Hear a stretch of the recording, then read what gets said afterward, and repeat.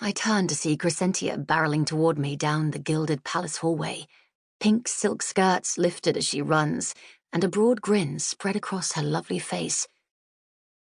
Her two maids struggled to keep up with her, their emaciated frames drowning in homespun dresses. Don't look at their faces. Don't look, I tell myself. Nothing good ever comes of looking, of seeing their dull eyes and hungry mouths. Nothing good ever comes of seeing how much they look like me, with that tawny skin and dark hair. It only makes the voice in my head grow louder.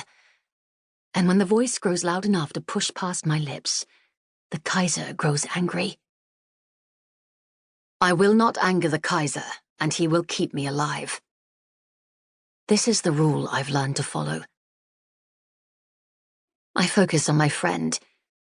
Cress makes everything easier. She wears her happiness like the sun's rays, radiating it to warm those around her. She knows I need it more than most, so she doesn't hesitate to fall into step next to me and link our arms tightly. She is free with her affection in a way only a few blessed people can be. She has never loved someone and lost them. Her effortless, childlike beauty will stay with her until she is an old woman, all dainty features and wide, crystalline eyes that have seen no horrors. Pale blonde hair hangs in a long braid pulled over her shoulder, studded with dozens of spirit gems that wink in the sunlight pouring through the stained glass windows. I can't look at the gems either, but I feel them all the same. A gentle pull beneath my skin, drawing me toward them, offering me their power if I'll only take it. But I won't. I can't. Spirit gems used to be sacred things, before Astrea was conquered by the Calavaxians. The gems came from the caves that ran beneath the 4 major temples, one for each of the 4 major gods and goddesses of fire, air, water, and earth. The caves were the center of their powers, so drenched in magic that the gems inside them took on magic of their own. Before the siege, the devout would spend years in the cave of the god or goddesses they swore allegiance to.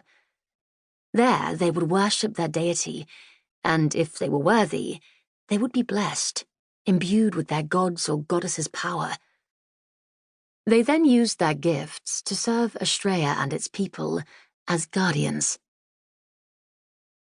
Back then, there weren't many who weren't chosen by the gods, a handful a year maybe. Those few went mad and died shortly after. It was a risk only the truly devout took. Being a guardian was a calling, an honor, yet everyone understood what was at stake. That was a lifetime ago. Before.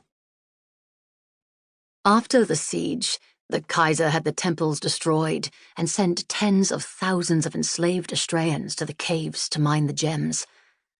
Living so close to the power of the gods is no longer a choice people make, but one that is made for them.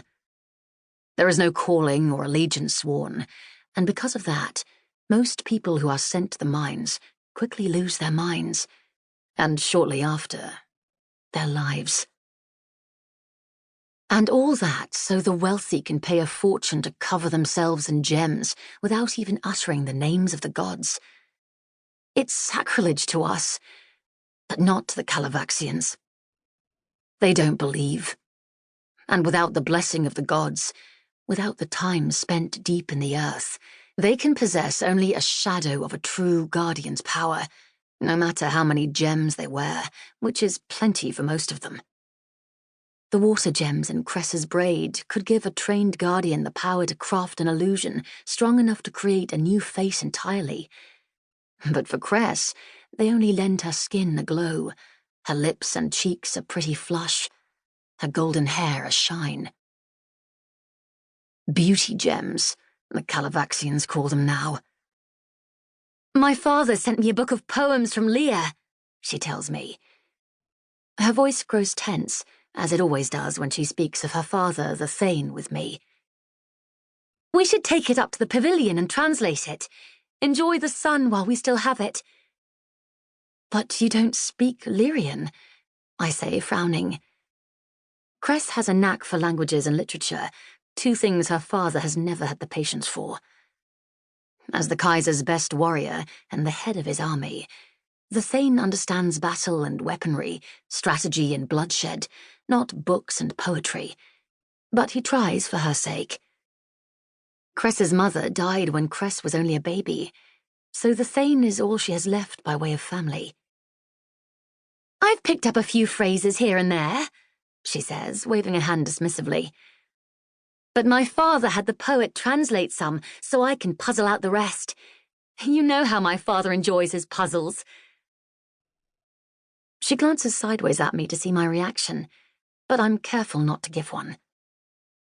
I'm careful not to imagine Cress's father pressing his dagger to a poor, scrawny poet's neck as he hunches over his work, or the way he held it to my mother's so long ago. I don't think of the fear in her eyes, her hand in mine, her voice strong and clear even then. No, I don't think of that. I'll go mad if I do.